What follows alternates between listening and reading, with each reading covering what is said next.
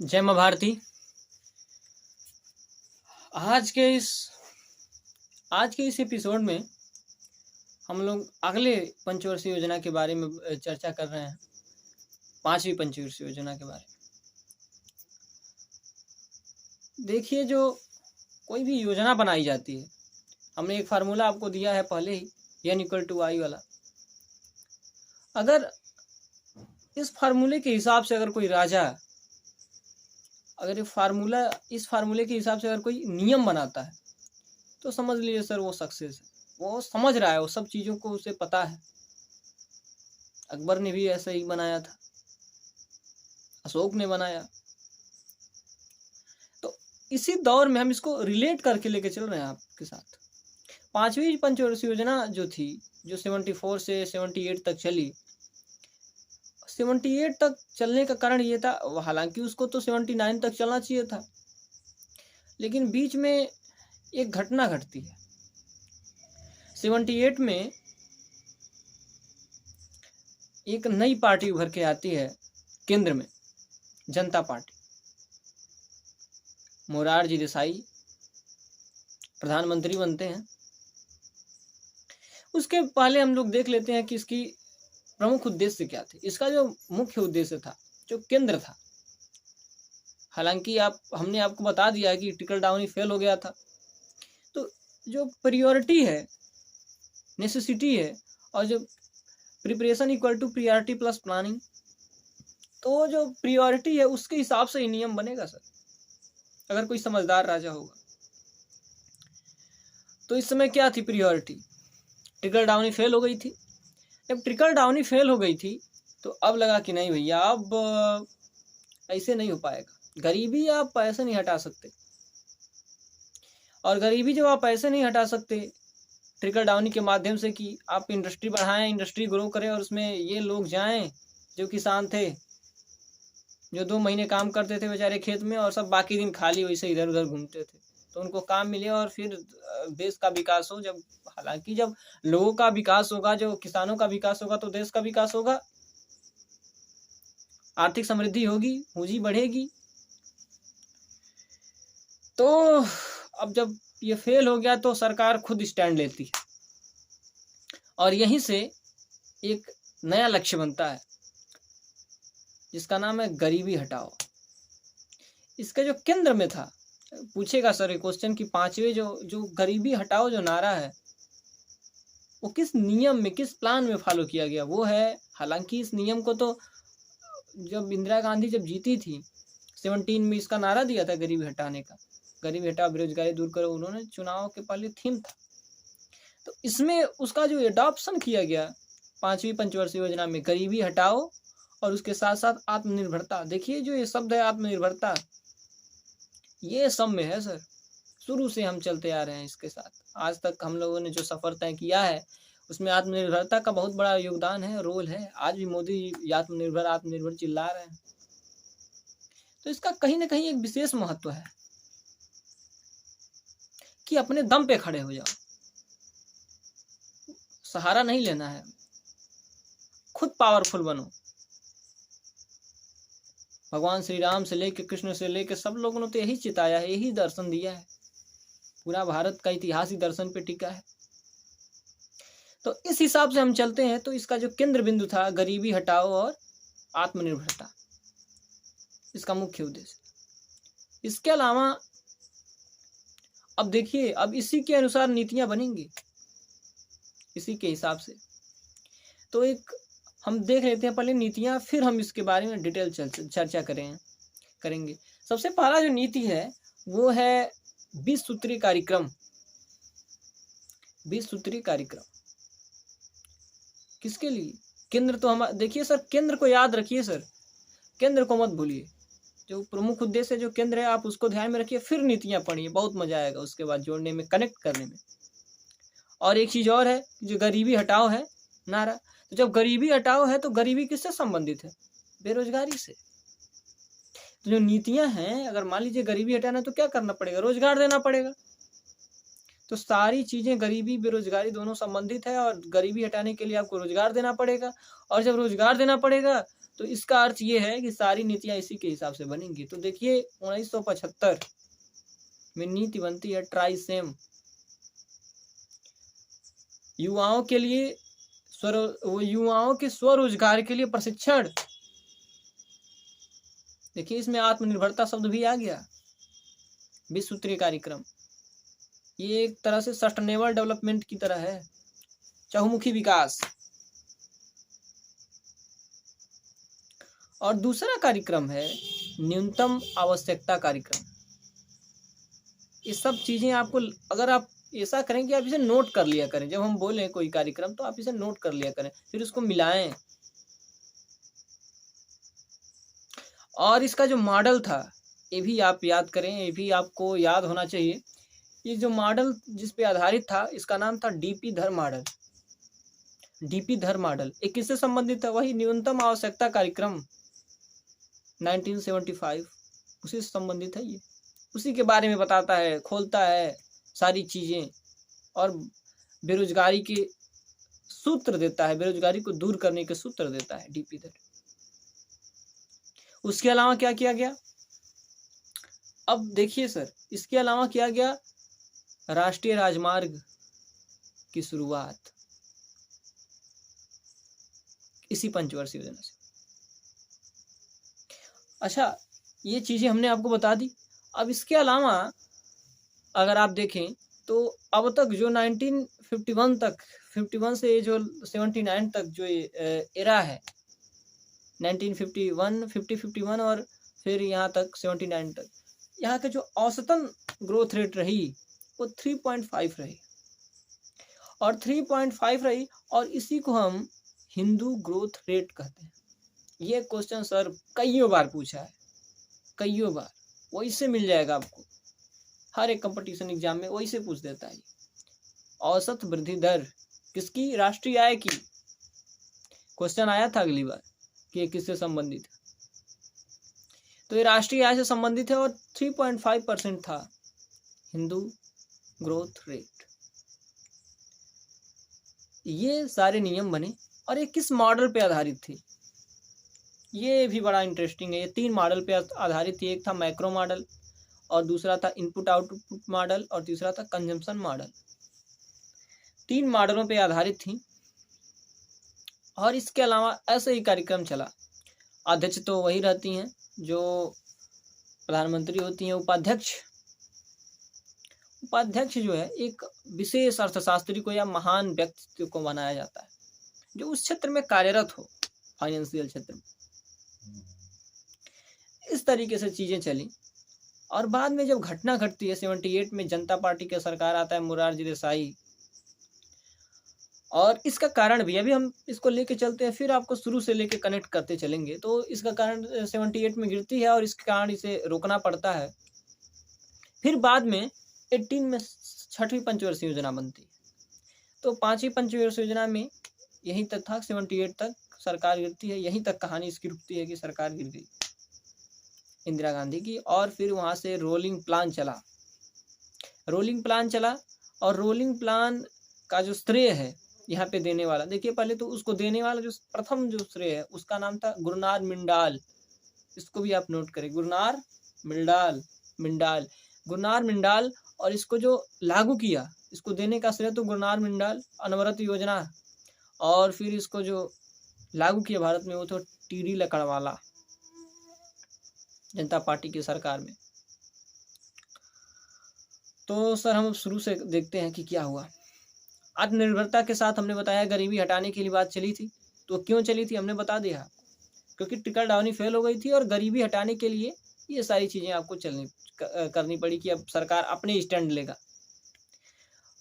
तो इसीलिए ये नारा दिया गया आत्मनिर्भरता। क्यों? क्योंकि देखिए हम आत्मनिर्भर ही बनना था, क्योंकि एक कंपनी हमें लूट के गई थी, तो हमें आत्मनिर्भर बनना जरूरी था कि अपने बल पे खड़े हों और अपने काम करें, तो दूसरा आएगा तो लूटेगा।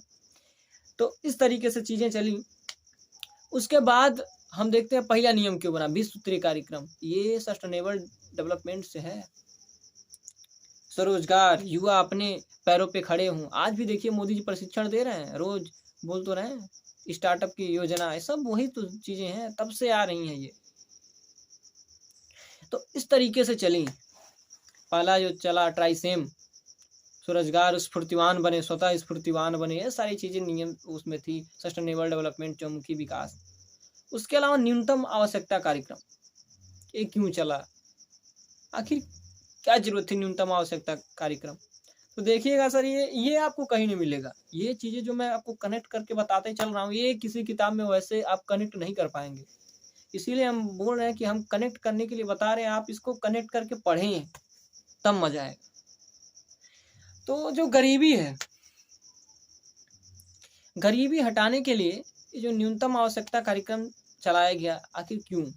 क्योंकि गरीबी को देखिए इन्होंने 3 चरण में हटाया, 3 चरणों में बांटा और इसको स्टेप वाइज हल करने की कोशिश की। और इसी में सारी योजनाएं ही, मतलब सारे जो उद्देश्य हैं, जो हम स्टेप बताने जा रहे हैं, इन्हीं तीनों में सारी योजना सम्मिलित है।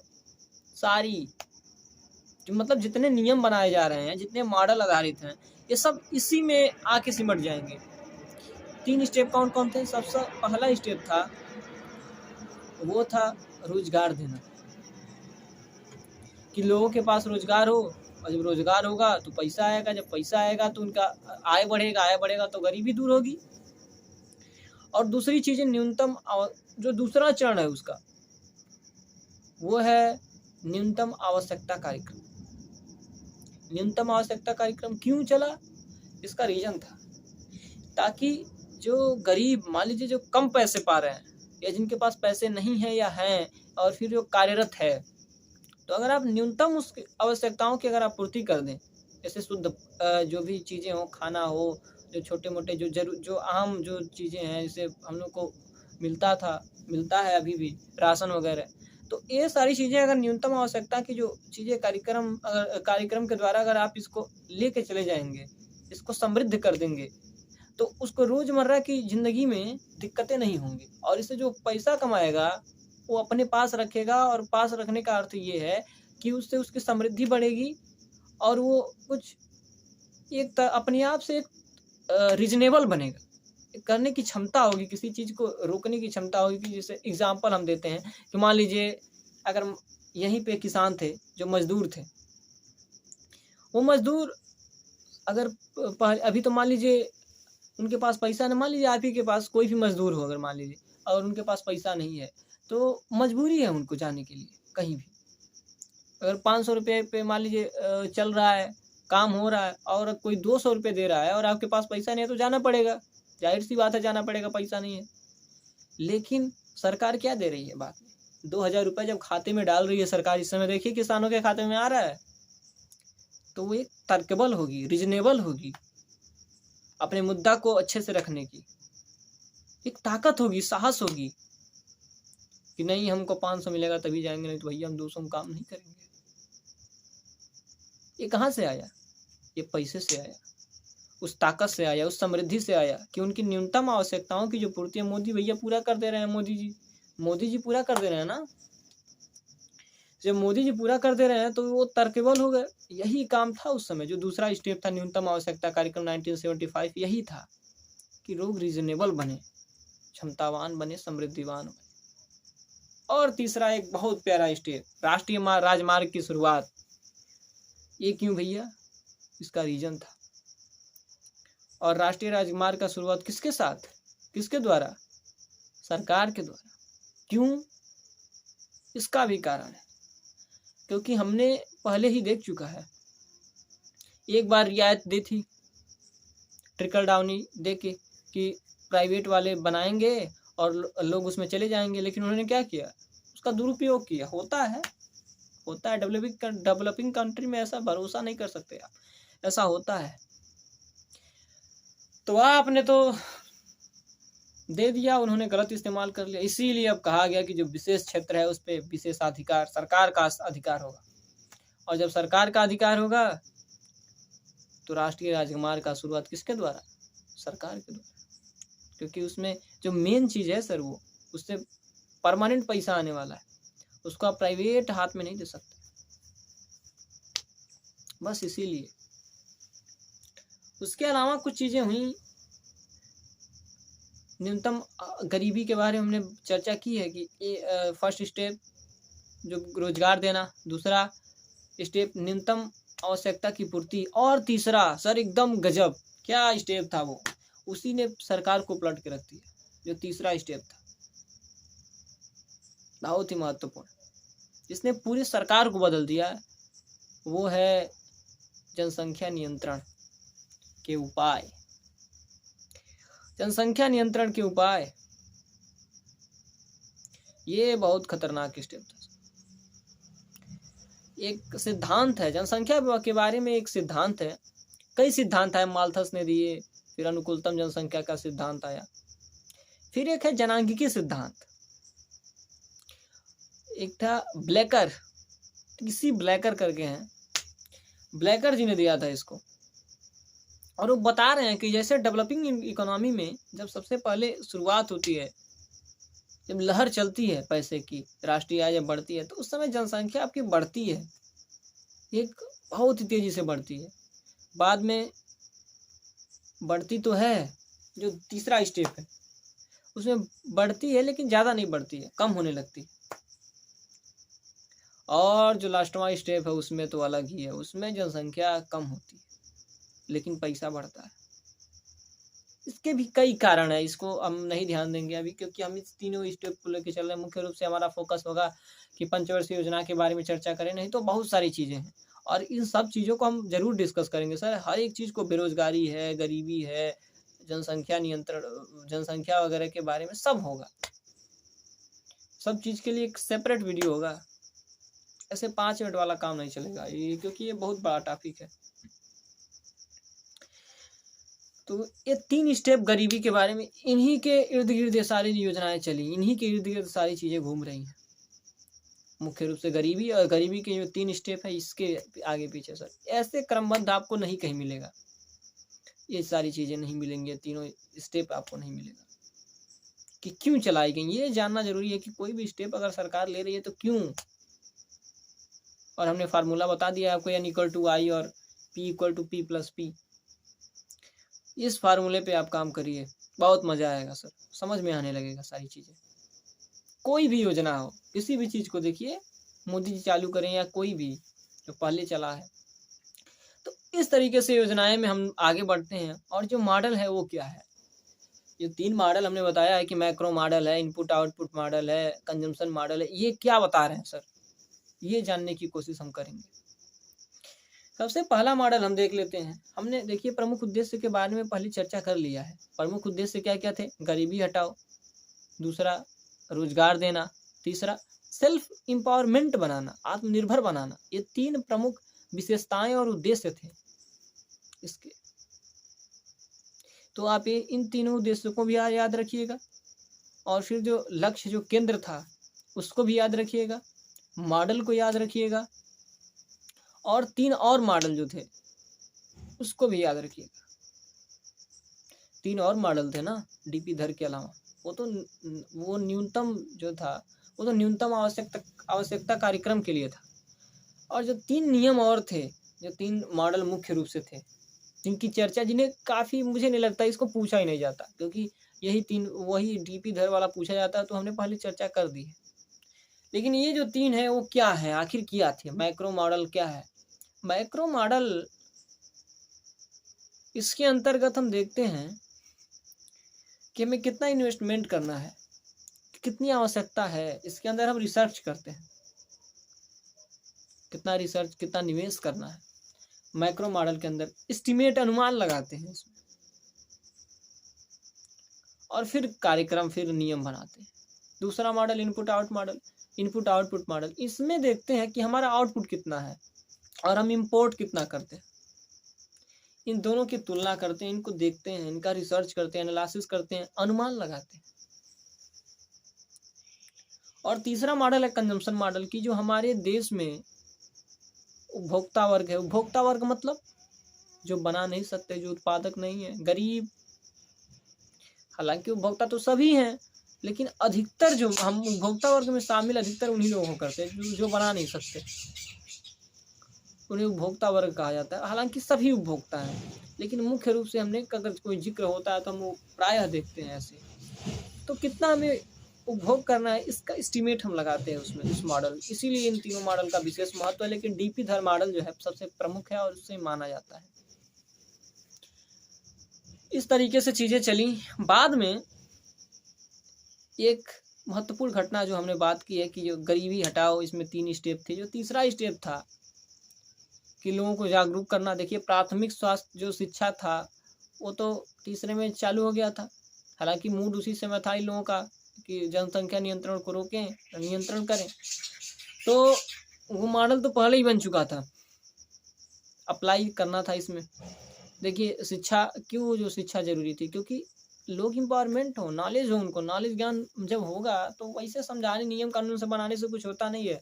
अगर व्यक्ति के आप इम्पावरिंग कर दें, नॉलेज बढ़ा दें, सोचने की क्षमता बढ़ा दें, व्यक्तित्व की क्षमता बढ़ा दें, तो वो समझता है, तर्कबल होता है, रीजनेबल होता है कि हम क्यों कर रहे हैं, जागरूक होता है। इसीलिए तो है। तो इसीलिए प्राथमिक शिक्षा के लिए तो सारी चीज़ें हो गई थी पहले ही, तीसरी पंचवर्षीय योजना में ही। तो यहाँ पे क्या किया गया, ताकि, लेकिन फिर भी जनसंख्या रुकी नहीं, बढ़ती गई बढ़ती गई। तो यहाँ पे फोर्सफुली अप्लाई किया गया, जनसंख्या नियंत्रण के लिए जबरदस्ती जबरन किया गया यहाँ। और सर इसने घातक रूप ले लिया, यही कारण बना, घातक रूप ले लिया। लोग मानने वाले नहीं थे, जबरदस्ती इन्होंने किया। और इसी कारण से इनकी सरकार 78 में गिरती है। और सरकार गिरने के बाद जनता पार्टी सत्ते में आती है। और जनता पार्टी सत्ते में आती है सर। अब हालांकि उसके बारे में कुछ कहना ठीक नहीं है, मोरारजी देसाई जी के बारे में, लेकिन अब तो वैसे थे ही। एक बार सर्च करिएगा उनके बारे में, अब हम तो नहीं कुछ कहेंगे, एक बार आप सर्च करिएगा। अलबेले प्रधानमंत्री, जिन्होंने इसरो के वैज्ञानिकों को मरवाया, बहुत कुछ, बहुत कांड हुआ, बहुत अलग था। अगर वो नहीं होते, वो राज से बहुत चिढ़ते थे। जो भारत पूरे जो भारत साम्राज्य है हम लोगों का, जो साम्राज्य खड़ा है, उसकी रीढ़ है सर रा, वो रीढ़ है। और इस पे ये चिढ़ते थे मोरारजी देसाई, और इसका परिणाम बहुत भयानक हुआ। इसके बारे में आप लोग अगर देखेंगे तो आपको पता चलेगा कि कैसे आदमी थे ये। और जनता पार्टी में आने का एक ही श्रेय था, एक ही रास्ता बचा था, क्योंकि कांग्रेस को लोगों ने एक राजशाही शासक मान लिया, इंदिरा गांधी को, क्योंकि जबरदस्ती कर रही थी। और इनका भी वो था कि मान ही नहीं रहे थे लोग, जबरदस्ती करना पड़ा। और यही कारण ये था कि इनका सरकार गिरा। और सरकार गिरने के बाद जब मोरारजी देसाई आए तो उन्होंने अनवरत प्लान चलाया, अनवरत योजना 2 साल तक। और योजना सक्सेस नहीं रही।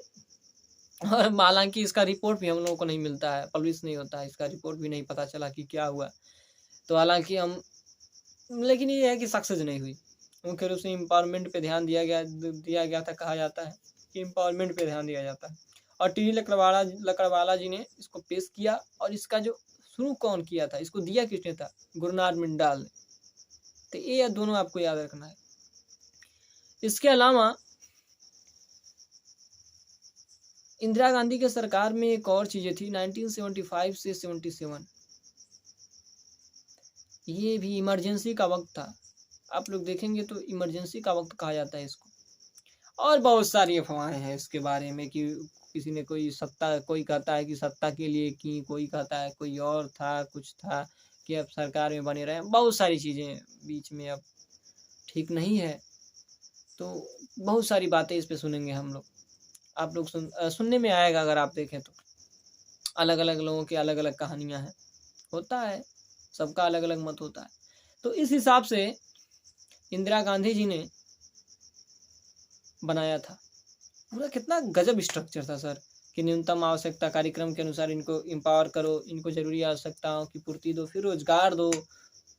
लेकिन जब मान ही नहीं रहे थे लोग, तो फिर क्या था, वो जनसंख्या नियंत्रण को कंट्रोल करने के लिए, जनसंख्या को नियंत्रण करने के लिए इन्होंने फोर्सफुली अप्लाई किया। और फोर्सफुली अप्लाई करने के कारण इनका जो है सरकार गिरती है। और ये पता कैसे चलता है? हमने एक बार देख रहा था, हम स्पीच देख रहे थे उनका, मोरारजी देसाई जी का। वो बोल रहे थे कि नहीं, ऐसा जबरन नहीं करना चाहिए, लोग अपने आप लोगों को शिक्षित करें। कितना शिक्षित करेंगे सर? कैसे करेंगे? मान ही नहीं रहे हैं, मान ही नहीं रहे हैं, तो क्या करेंगे? हालांकि उनका कहना लाजमी था, क्योंकि वो उसी के कारण उनको तो सौभाग्य मिला था सरकार में आने के लिए, नहीं तो वैसे आ नहीं पाते वो। उसी के कारण उनको सौभाग्य मिला तो कहेंगे ही, कहे कि no no, is it not right, you have to awaring people. कितना अवेयरिंग करें, कैसे करें? पूछा गया कि कैसे करें, तो उन्होंने जवाब देते हैं वो मोरारजी देसाई की, पंचायती बैठाएं हर गांव में, जो है पूरा ग्रुप बनाएं, वहाँ पे सरपंचों से कहें कि वो एक जागरूकता अभियान चलाएं। बहुत सारी चीज़ें बोलते हैं, बहुत हमने देखा है, तो बहुत सारी चीज़ें बोलते हैं कि ये है वो है, होता है। और फिर अनुरत योजना चला, फेल हो गए, था ही नहीं कुछ, उसका रिपोर्ट ही नहीं, मुख्य रूप से उसमें कुछ मिला ही नहीं। बाद में जब फिर लोगों को होश आया, लोगों को समझ में आया कि नहीं, जो सरकार हमारे लिए कुछ ठीक कर रही थी, तब लोगों ने फिर चुना उनको, इंदिरा जी को। और फिर 80 से जो है 6वां पंचवर्षीय योजना शुरू होता है। 80 से 6वां पंचवर्षीय योजना शुरू होता है। और फिर हम इसके बाद हम 6वें पंचवर्षीय योजना की चर्चा करेंगे। हमने पूरा कनेक्ट करके बताया है कि कैसे, किस मॉडल में था, क्यों था, कैसे था, अगर गरीबी थी तो क्यों थी, आत्मनिर्भरता के बारे में क्या था। हमने सारी चीज़ें, जितने नियम थे और जो कार्यक्रम चलाए गए थे और क्यों चलाए गए थे, हमने सब चर्चा की है। और ये ज़रूरी है कि आप इसको कनेक्ट करते चलें। हमने आपको शुरू से ही कनेक्ट करते हुए लेके चल रहे हैं कि क्यों था, क्या था। इसमें आपको दिक्कतें नहीं होनी चाहिए सर। अब अगर आप कहीं पढ़ें या कहीं भी पढ़ें, तो आपको कनेक्ट होनी चाहिए चीज़ें। यही हमारी उम्मीद है आपसे। और एक क्रांति चलते रहना चाहिए। और आप लोगों को समझ में आए सर, अगर आप, मुझे बहुत अच्छा लग रहा है कि कमेंट आ रहे हैं सर, बहुत सारे कमेंट आ रहे हैं, कई भाई सुझाव दे रहे हैं। मुझे बहुत अच्छा लग रहा है कि आप लोग इस क्रांति में शामिल हैं, और होना भी चाहिए। युवा जागरूक हों तो ही जरूरी है। और सर, जागरूकता, इस समय आवश्यकता है जागरूकता की। क्यों आवश्यकता है? 545 लोग सर, केवल 545, अब तो 43 हो गए हैं। कुछ लोगों ने, मुट्ठी भर लोगों ने परेशान कर रखा है, पूरा परेशान कर रखा है। अच्छा, आपने देखा होगा, जितने भी नेता है, जितने भी थे, किसी ने नहीं कहा कि सर देश हमारा है, देश हम चलाएंगे और हमारे ऊपर देश है। किसी ने नहीं कहा, ध्यान दीजिए। सब कहते हैं भैया आप ही के ऊपर देश है, आप ही देश को बचाएंगे। सब कहते हैं जनता से कि आप ही देश को बचाएंगे, सब आप ही के ऊपर है। कोई ये नहीं पूछता है कि क्यों आप नहीं बचाएंगे? उनको लूटना है, वो कहाँ बचाएं? यही कारण है सर। आज भारत अगर किसी दिक्कत में है तो नेता, उस समय के नेता, जब भारत आज़ाद हुआ और यहाँ तक संभला, उसमें उन महान नेताओं का योगदान है। इसमें लोहिया जी हैं, भीमराव अम्बेडकर जी हैं। ये सब अपने लिए नहीं जी रहे थे सर। अम्बेडकर जी को देखिए, अपने लिए नहीं सर, लोगों के लिए। और दलित का मतलब ये नहीं था कि कोई किसी जाति विशेष से। दलित का मतलब हर वह आदमी जो नीचे तबके का है, उसका जाति से कोई संबंध नहीं था सर। इसीलिए तो भगवान है आज अम्बेडकर। उसका जात विशेष से संबंध नहीं था उनका एक, देखिए आज उनको कई पार्टियां वो ब्रांड एम्बेसडर की तरह यूज कर रही हैं उनके नाम को। लेकिन वो किसी जाति विशेष के नेता नहीं है, वो हर उस आदमी के नेता हैं जो नीचे तबके का है, जिसकी आर्थिक स्थिति, सामाजिक स्थिति कमजोर है। उसको वो सोर्स देते हैं कि उठो जागो। उठने का मतलब ये नहीं कि अब अपने जहाँ बैठे वहाँ खड़े हो जाओ, इसे नहीं, मतलब जागो, अपने हाथ में लो सारी चीजें, जिम्मेदार बनो और फिर काम करो। अपने ऊपर सारा दोष खुद को दो, दूसरे को नहीं कि भैया भैया के अगर भैया चाहे होते तो ये हो गया होता, चाचा के चलते हम ये नहीं हो पाए, ये सब नहीं, अपने दम पे अपना करो। आपकी उम्र चाहे जो भी हो सर, शुरू करिए। और ये हार वगैरह शब्द नहीं होता सर डिक्शनरी में, हार वगैरह चीज होती ही नहीं। मनुष्य जो, अगर आपको मनुष्य का जन्म मिला है यही सफलता है।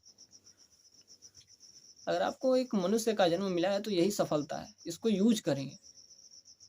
असफलता वगैरह ये सारी चीजें ये अमीरों ने बनाया है कि आपको कंप्रेस करें, एक बार आ जाए फिर बैठ जाए, ऐसा कुछ नहीं होता। अमीरों के लिए तो वो तो मानते ही नहीं। कितनी बार देखिए कई लोग, अरे सर एग्जाम्पल देख लीजिए राहुल गांधी जी का, कितनी बार हारे हैं, कितनी बार हारे हैं, फिर लड़ रहे हैं। उनके लिए हार का कोई मायने ही नहीं है। तो उनके लिए नहीं है इतना कुछ होने के बावजूद, तो आप कहाँ दिक्कत हो रही है? आपको कैसे हो रही है सर? आपको तो होना ही नहीं चाहिए। प्रधानमंत्री हैं, उनसे कम उनका उतना, मान लीजिए उनका कम इज्जत तो नहीं है। बाबा उनके नाना प्रधानमंत्री, उनकी अम्मा, उनकी दादी प्रधानमंत्री, ये सब प्रधानमंत्री के खानदान के होने के बावजूद भी कितना हारने के बाद फिर उठ रहे हैं, फिर चल रहे हैं। तो आप कहाँ ऐसे चल रहे हैं? आप भी करिए, चलिए और काम करिए। सर ये हार वगैरह शब्द, ये सारी चीजें अपनी डिक्शनरी से हटाइए और काम करिए पूरा फुल। लेकिन आपको पता होना चाहिए कि किस क्षेत्र में, अगर आपको जिस चीज में मन लगे आप वही करें, जिस चीज में मन लगे, you have to do it. और सर आपको पूरा, हम आपको पूरा उम्मीद देते हैं, हम आपको सब बता देंगे सर, पूरा इंडियन इकोनॉमी हो, सारी इकोनॉमी हो, हिस्ट्री हो, सब बता देंगे। लेकिन आप पेशेंस रखें और चलें। और आप, अगर आपको दिक्कत हो रही है समझने में, कोई कठिनाई हो रही है, तो आप जरूर कमेंट करें। कोई सुझाव है तो जरूर दें, उसका स्वागत है आप लोगों का। और मुझे इससे एक मोटिवेशन मिलता है कि आप लोग कुछ कर रहे हैं, कि लोग देख रहे हैं और सुझाव दे रहे हैं, अच्छा लग रहा है, युवा जागरूक हो रहे हैं, और होना भी चाहिए। तो आज के लिए बस इतना ही। फिर लेकिन ये क्रांति चलती रहेगी सर, और इसमें आप लोगों का साथ चाहिए, वैसे नहीं हो पाएगा। जागरूक बने और फिर अपने हाथ में इस देश के बागडोर को थामे। तो आज के लिए बस इतना ही। जय मां भारती।